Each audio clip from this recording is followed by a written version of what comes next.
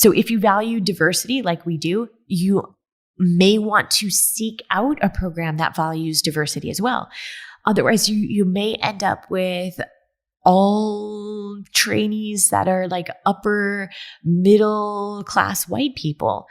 Is that important to you?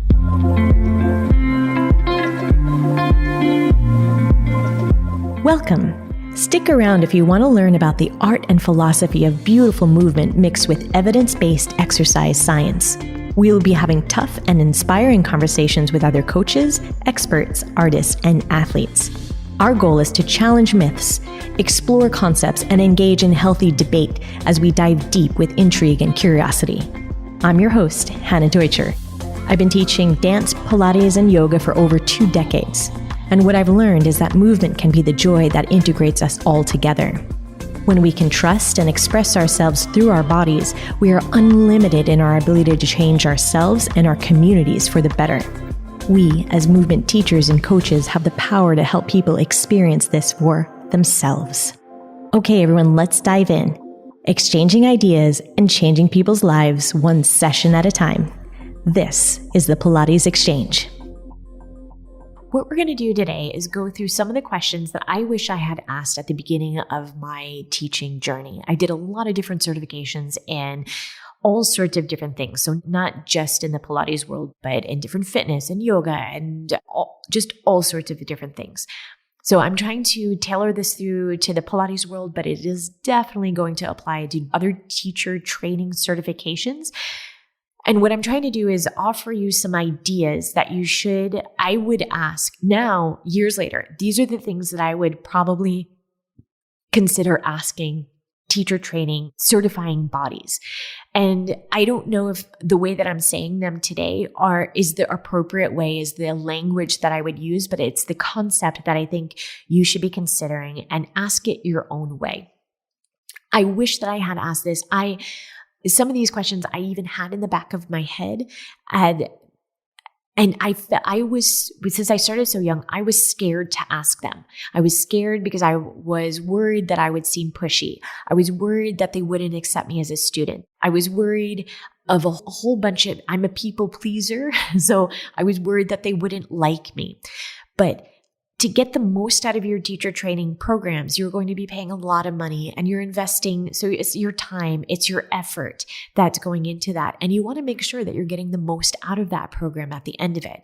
So here's some of the things that I'm going to ask you to consider researching. Some of this is going to be clear on some of their marketing programs already. It's going to be clear on their website.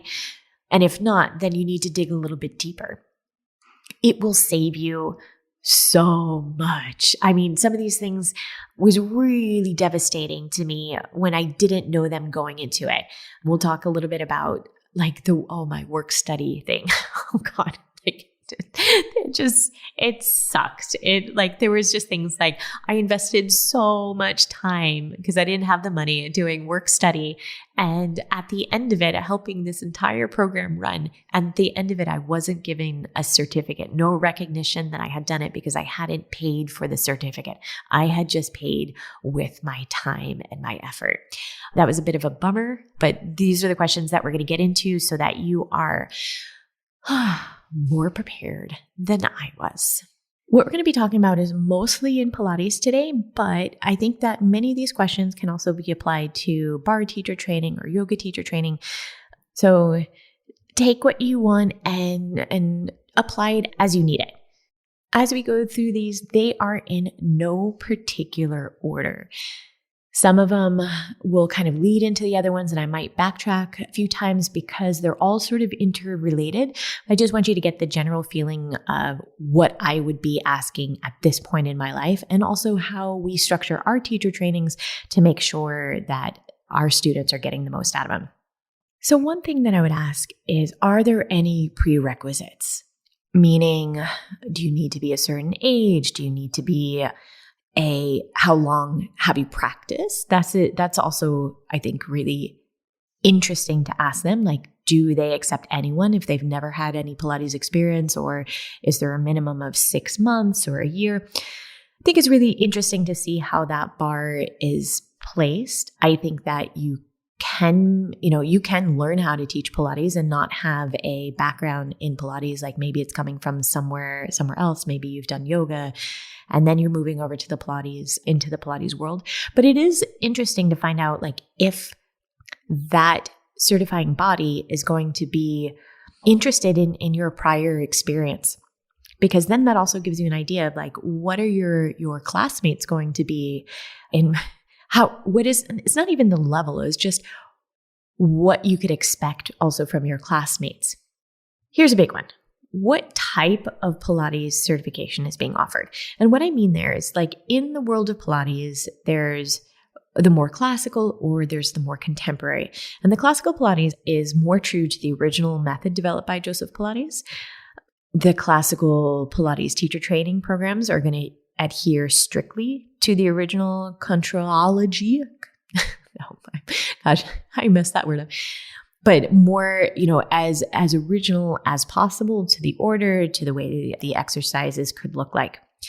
Contemporary Pilates is going to be a more modern interpretation of the method. And it combines maybe those original exercises, and then it's going to take into account into recent medicine, recent science. What is the biomechanics and exercise science? Like how has that evolved and how does that inform the method at this point? I'm not saying that classical Pilates does not do that, but it just has a different focus in their teacher trainings. So that is just important to know what you're getting into. There's no value on that, right? I'm not placing a value on it, classical or contemporary. Chris and I are in the contemporary world more. Classical Pilates is also fantastic. When you are the student and you're deciding which one, I think it's important to know what those differences are. Equally important is, have you done both of those methods? I would really, really encourage the person that's looking into it to take a few trainings in classical and take a few in the more contemporary world and see how that feels on your body. Do you like that? Does it make sense to your brain the way that it's being presented? Because that's also going to really affect if you're enjoying your teacher training and what you're getting out of it. I know one person in our circle of friends that had no contact with classical before, had only done contemporary, and then signed up to a classical training certification because it was more convenient. And she was miserable. She didn't even finish it because it was just not what she was expecting to what her previous experience was. So it's really just depending on what you're looking for, and getting clear in that, I think, is really important. Another question would be, what language is it taught in? And I know that seems really funny. Like, this is an English podcast, but we live in Germany. So this is a very important question for us.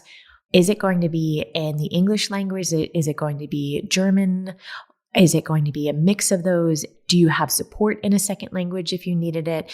If English is your second or third language, is there going to be resource materials that would help you out? Or would you prefer to do a teacher training in your mother language? That's really up to you, but I think it's a good question, especially if you're not in an English-speaking country there.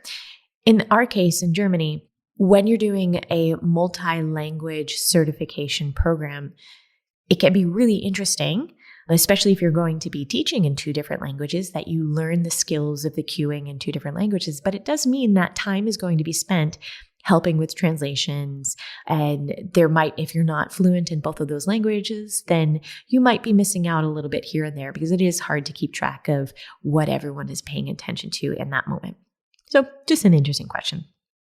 Is the teacher training, is it recognized by a certifying agency? Like here we have the Deutsche Pilates Verband. So we have like the German Pilates Federation. There's PMA in the States, the Pilates Method Alliance.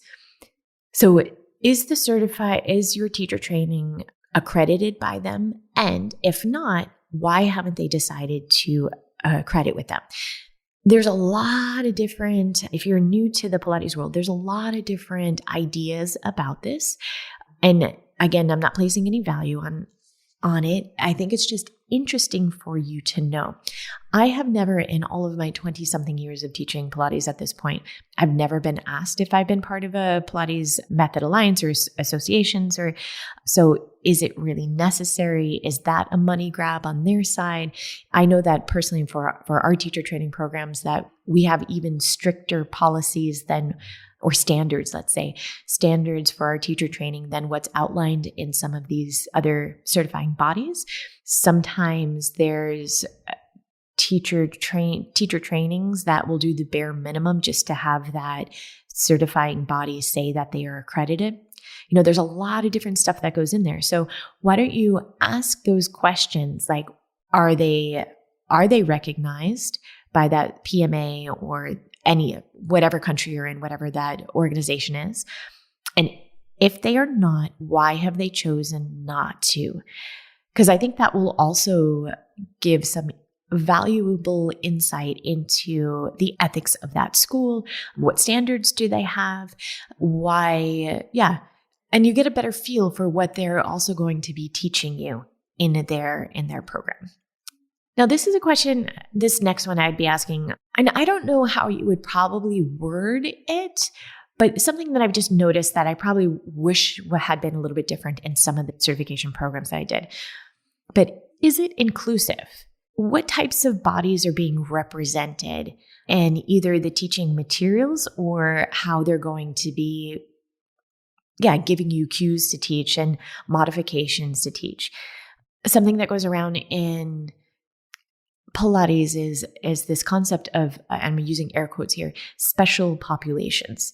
What is a special population for them, and what are they going to be teaching about? For me, special populations should, I know so many teacher trainings that don't include pregnancy, pre and post pregnancy. They'll make you pay extra to learn about that, but that is part of the human experience. I don't know why that's not just a basic thing to be included. Same thing with injuries. Sometimes that's included as a special population. So even the basic stuff of how do we heal from an injury? What about pain? What do you do when a client is in pain? So older populations, younger populations, for me personally, that's just part of the human experience, and that should at least be touched on. But there are teacher trainings that won't go into any of that at all. And knowing what is going to be included in your program, I think is super interesting. So if your main goal eventually is to be teaching Pilates at a retirement home and you're not going to get even the basics about maybe an older population, that wouldn't be very useful for you. So maybe that's something to be asking. Ooh, here's one. How do they talk about bodies? Now, this might be a hard question to ask before you go into it, but I think you could get a sense of if you had a personal conversation. I've been hanging out with other teachers in training programs, and the way that they talk about other humans is atrocious. So I think you'd be able to pick up on that before you entered into it, but the way they talk about bigger bodies, older bodies, differently abled bodies, it's super important as you go in there, because if your teacher is not able to be respectful behind closed doors to all bodies, then you know that their training, the way that they're going to be teaching, is not respectful in front or behind those closed doors. So you won't be able to get the information that you need if there's already a hint of, let's say, sarcasm. Now, that's what I encountered. There was a sarcastic way of, in one teacher training, the male trainer was talking about bigger bodies and offhand comments, which made me feel super uncomfortable. Well, that person if they would just do more yoga, then they wouldn't have that problem. And it was a ridiculous situation. It still pisses me off. I wish I had felt empowered at that point to say something. I didn't. How do they talk about bodies? It's important. Yeah, also with it, is it inclusive? Are you, now, and inclusive also for me looks like, are you going to be able to do the exercises depending on what body you are in? So I know another person that signed up for a teacher training, and she has a pretty serious back issue that will just mean that she'll never be able to perform some of these advanced exercises. And she signed up for this teacher training, and in order to pass the test, she needed to be able to perform all of the advanced exercises.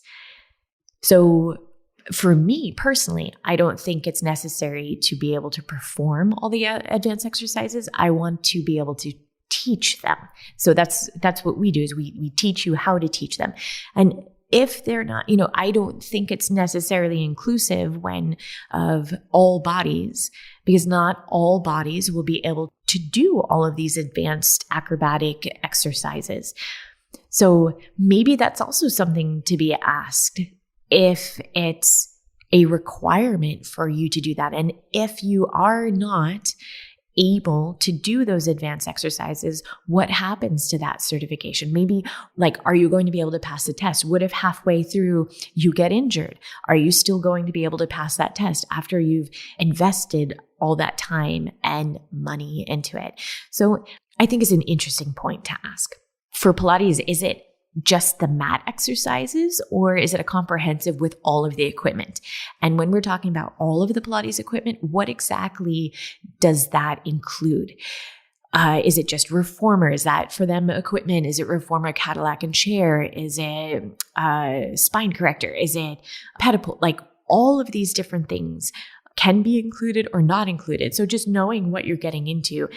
Also, when you do say a comprehensive Pilates training and it's with all of the equipment, what are you, the potential teacher, what would you like to be teaching with it? Are you intending on opening your own studio and buying all of that equipment or not?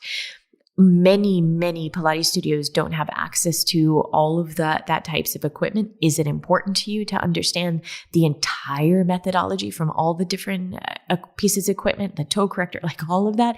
Or is it not that important to you?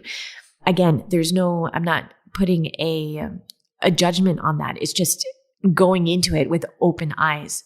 Sometimes I've seen Pilates teachers training programs that will say, add on certifications as you go. So you'll start with a mat certification, and then you need to get certified on reformer, and then it's Cadillac, and then so that they do different layers of that. But each time you need to be taking different tests, or can you test out at the end of each, let's say, certification or each module? Or do you take a certification at the very, very, very, very end after you've learned everything?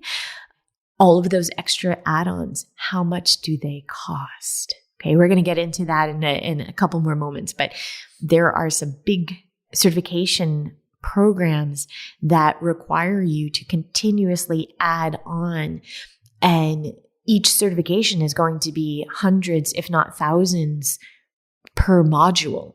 So for you to be thinking that you're going to go in and get all of the information on one time, what information are you actually getting? I even know a couple actually that they'll teach you maybe basics, and they'll teach you some intermediate stuff. And then for advanced exercises, you need to pay more for that, and you need to go back and do a separate certification for that. So just being aware of what you're getting into. Another question is, how do they teach you how to teach? Do they teach you cues, how to choose cues, how to look at exercises and what's going right or not so great in a body that's in front of you? Do they teach you how to choose which corrections to give and why? Not only that, but do they give you opportunities to try that out so that you're getting feedback on your teaching skills during it? I personally find that super interesting and actually imperative to have those types of skills. Before you get your certification, you get thrown into the teaching world. If you haven't had time to really practice, then it's just sort of being thrown into the wolves. It could be really uncomfortable if you don't know all of those skills. So is that part of the teacher training or not? Maybe another thing to ask is, do they offer you support in helping you find a job? Do they have other contacts? Do they take a look at your resume, or maybe even have a letter of recommendation or ideas of where you can be looking for jobs? That might be interesting, not necessary, but it might be interesting. Is there a list? Do they have like let's say on their website, a list of all of their certified teachers and where they're located in the world? In that, do they also give you a basic understanding of the business of teaching? Is that going to be covered? There's a lot of different ways to teach. Is it going to be freelance? Are you going to be owning a studio? Are you teaching online? Is it hybrid? Is it just in a studio? Are you teaching in a gym or a Pilates studio? Are you teaching, is it going to be personal training or group training? So do they give you an idea of just basic business education and basic business models? I don't think it's within the teacher training probably to give you all of the business education there, but do they have resources? Do they have ideas of where to point you out, or just a basic overview so that when you are finished, that you have some ideas of how you're going to start making money? I mean, all Pilates teacher training, it is a financial and, it's an investment. So being able to make that money back and more than that is going to be really important. Are there jobs available at the studio that's offering the teacher training? And if so, are they clear about how they're paying their teachers? Speaking about money, if you are in financial need, do they offer scholarships? Do they offer work study? And if they do offer work study, whatever that is there a contract that goes along with it, with how much work is expected of you giving into the studio? If you're doing work study, do you still get a certificate? I know that I've been burned in the past. I did a work study program where I was working so much to help run this teacher training, doing the cleaning and helping with some computer stuff. And at the end, even though I completed everything, I didn't get the piece of paper because I didn't pay into the program. That's definitely something to ask if it's work study, because we do know that Pilates teacher training is the financial investment. Do they offer payment plans? Are they offering scholarships? And if it is a scholarship, what is it based on?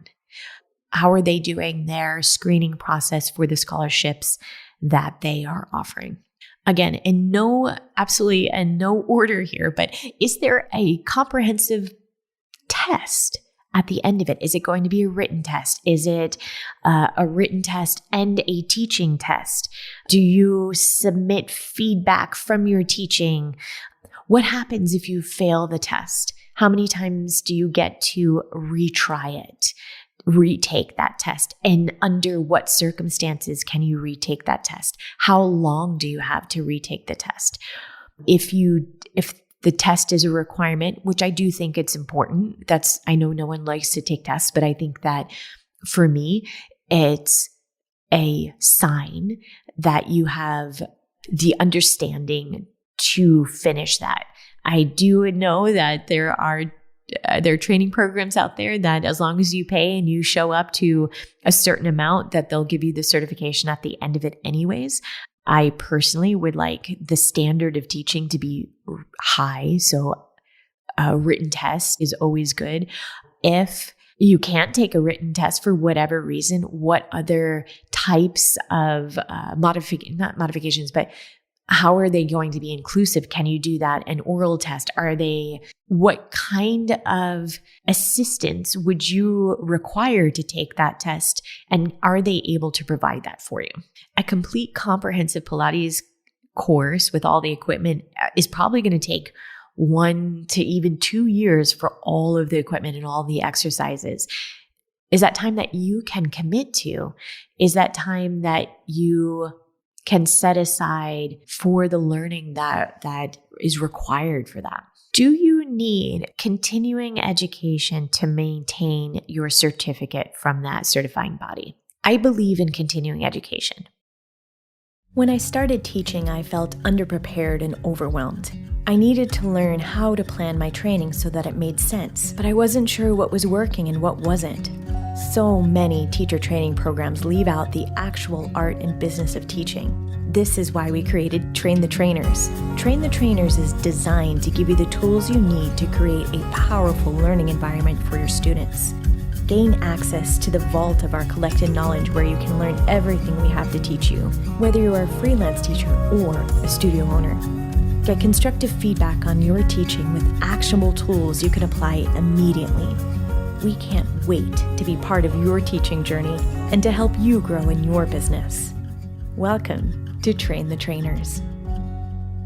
But pay close attention if that certifying body, if that brand is doing a clear money grab with every extra add-on to get more money, squeeze more money out of you to maintain the legitimacy of your certificate. Will they recognize continuing education maybe from another source or not? Is it important to you, potential teacher, that you are maintaining that certification with that particular brand? We personally have decided to take any education that we feel is going to help our students.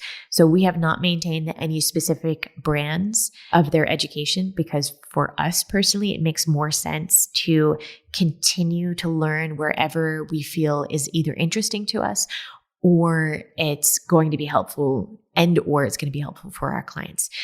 But there are some certifying bodies that are going to say you need to continually take either tests every year, every 2 years, or that you need to continue education within their brand. So it's all things that you just need to be asking, again, without any judgment on that. How much support do you get from their teaching team? When are they available? Is it going to be just email in between? Post-program, when you are done, are you going to be able to also have contact with them if you needed support or if you had questions? What kind of learning materials are provided? So what's already there? Is it on-demand stuff? Do they have extra videos for you? Do they have lists of resources? Are you going to have to buy extra books that are required? Do they give you workbooks, PDFs, handouts? Are you printing them out on your own, or are they providing it for you? Again, no right or wrong answers, but you need to know what you're getting into before you get into your program. If you're doing a full comprehensive program with all the apparatus, do you have access to all of the reformers and the Cadillacs and everything else all the time? At what hours can you practice? Like say they let you use the studio, but at what hours? Sometimes Pilates studios that have teacher training programs will open up the studios in their off hours. Is that going to work for your schedule, or are you going to need to rent their space from them? Is that already included? What are the rental fees for them? Do you get your own keys to the studio, or is it clock in, clock out type of thing? If you don't have access to that equipment, are you going to have it on your own? Like, I know way too many people that went in and they did this wonderful teacher training program, and they're going in on the weekends. They're traveling to go get this information, but then they go to their hometown or their home village and they don't have access to the actual equipment, and they haven't yet decided if they're going to buy their own equipment. If you're buying your own equipment, be aware of those costs. It is very expensive, and sometimes it takes months for things to ship over to you. So are you going to be investing on your own for your own practice?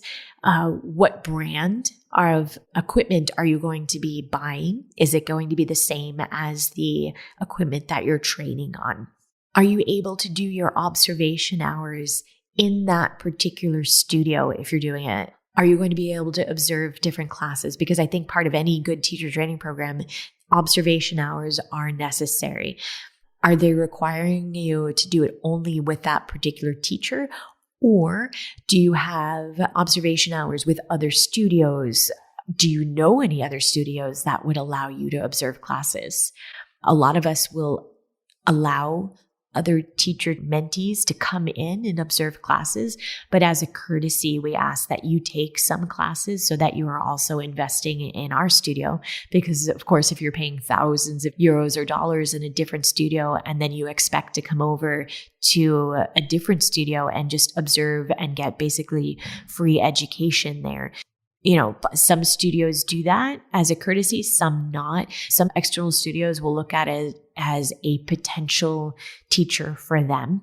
There's a lot of different ways, no right or wrongs there, but all those observation hours, how many are required of you? How are you going to fit them in? Can you do it online? Must it be in a studio? And when you're doing these observation hours, are you having to fill out a form about it? What are they required? Do you just need to show up and sign something that you've done it? Or are they going to ask you for a little bit more insight into what you've been observing? Your personal practice hours, I think, should be also required. But it is important to ask, how many are they expecting from you? How many personal practice hours? How are they going to be recorded? Are they on your own or in a different studio? Sometimes we've just signed off on people, they'll come in and take classes as part of whatever program, and we'll just sign initial that we've seen them do their practice. Does it all have to be in that certain brand? Or, if it's classical, does it have to be classical or contemporary, or can it be a mix of different things for your personal practice? And when they say personal practice, does that mean just on your own practicing so that you have the responsibility of doing it? Or would they like you to be in different class settings? Included in that question, I would ask, there are some teacher trainings that will say you have to do your personal practice, but it has to be personal training with their teachers. So if that is the case, how much does that cost? How many hours of personal training do you need to do with them? And what is the additional cost on top of that? As we're talking about practice here, do you have the opportunity to practice teaching? And under what circumstances is that? Is there someone going to be watching you and giving you feedback on your teaching? Or is it just that you're thrown out there and you have to say that you taught somewhere? Do they look in and give you any ideas on how to make your classes better? Or is it really just saying that you did the teaching? Same goes with assisting. Are you able to assist your, I don't really like the master teacher, but are you allowed to assist their classes, observe their classes? Do they allow you to teach one or two exercises? And under what circumstances is that assisting happening? Another question. Gosh, I have so many questions. Fred, so many questions, but I think it's just really like, these are the things that are going to make or break your experience and opening your eyes to these types of things. Then you know what to expect and not be disappointed after paying all of that money to go into it. Here's another one. What is the demographics of the students that are in there?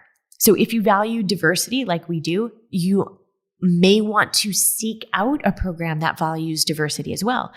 Otherwise, you may end up with all trainees that are like upper middle class white people.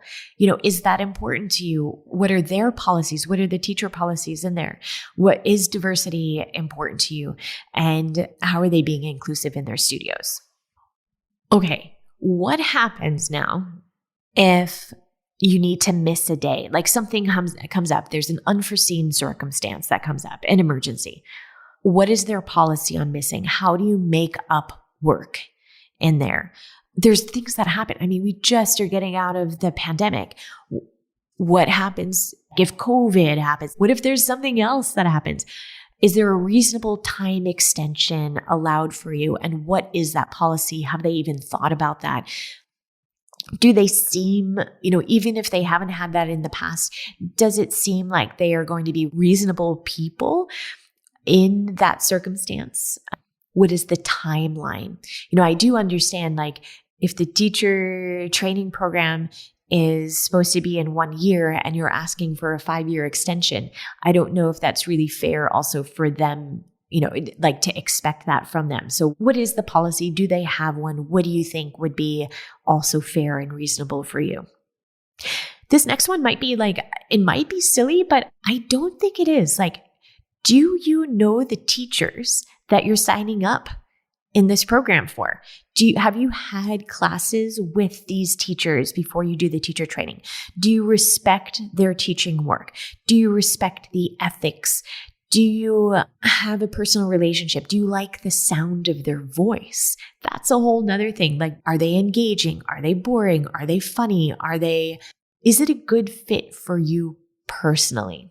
And only you are going to know that. But I think that it is such a big investment of your time, energy, and money. I would hope that you like the people that you're training with. There's too many times that potential teachers are rushing into this certification because there's been a really good sale on it. We got really good slick marketing, friends, like that. There's a lot of marketing. There's big engines that go into that. So are you getting sucked into a marketing strategy just because they have a sale on something? Or do you really like these people and feel like you can learn something from them? Another question might be, can you talk to former students? And if they don't want you to, that might be a potential red flag. Can you talk to the past graduates if they have any, or if it's a new teacher training program, can you talk to just some regular students from there so that you get a sense of what they are thinking if you're not currently taking classes with those teachers? Can you have a personal conversation with the lead trainers of the teacher training program? Are they empathetic to you? Do they seem knowledgeable? Sometimes, depending on the layout of the teacher training, the main person that you think you're going to be training with, they might not be handling all of the training. It might be led by assistant trainers. Now, if that is the case, who are you going to be working with? And do you like these people? How much contact hours do you have with let's say the master instructor in there? And again, I hate that term. I just couldn't think of anything better right now.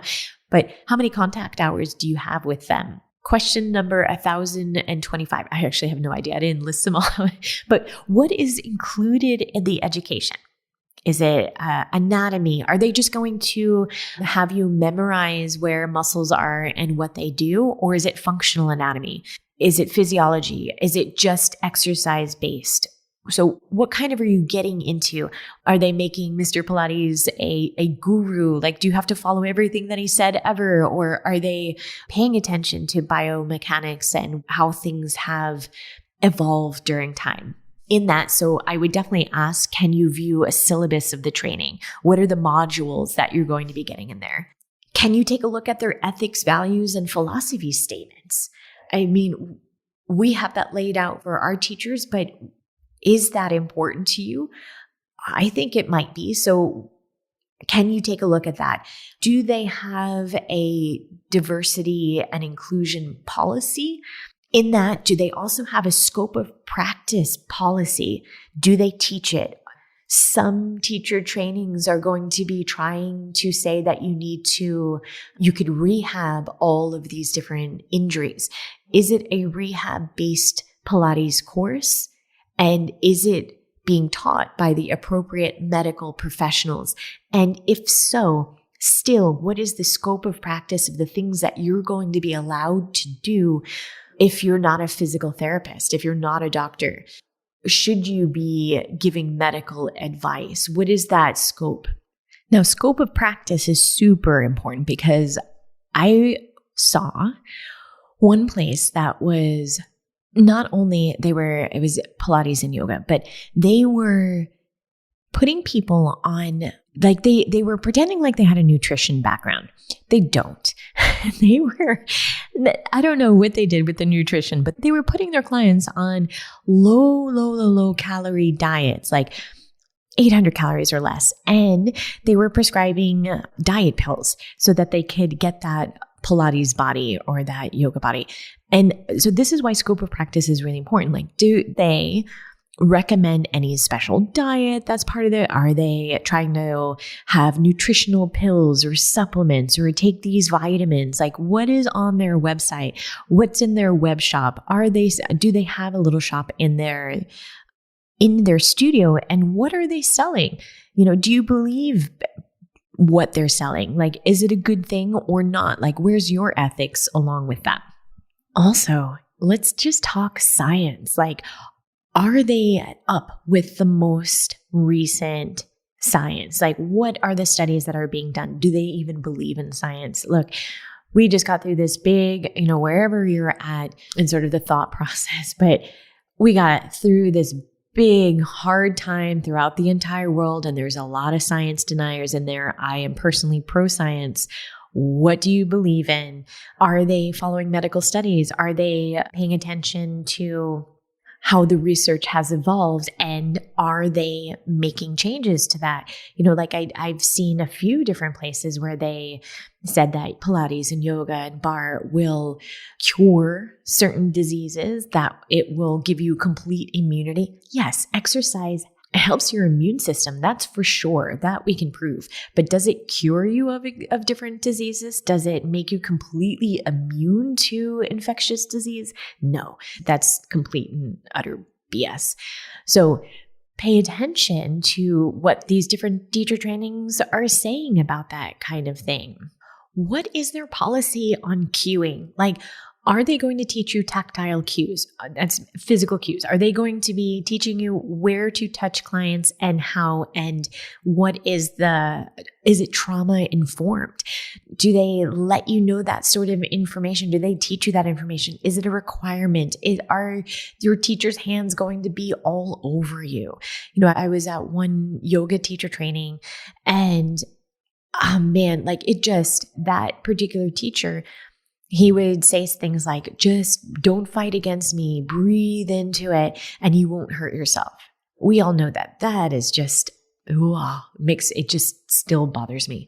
So what is their policy on there? Are they going to be teaching you tactile cues that make a difference? What are your feelings about it?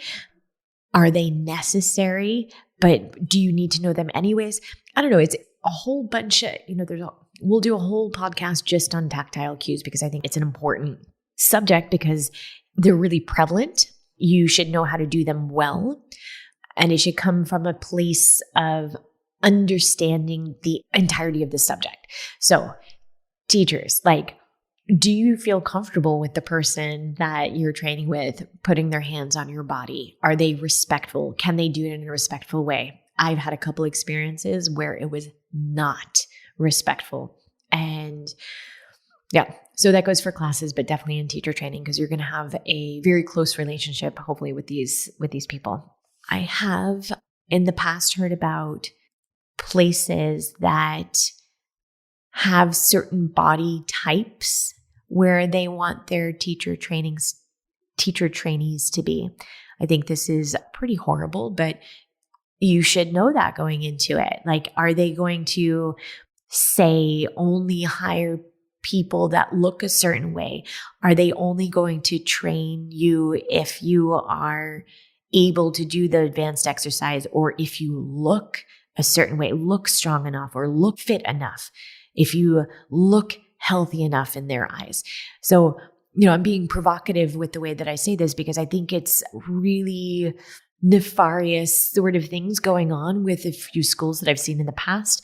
What does that entail? Are they being clear with that? What sort of language are they using?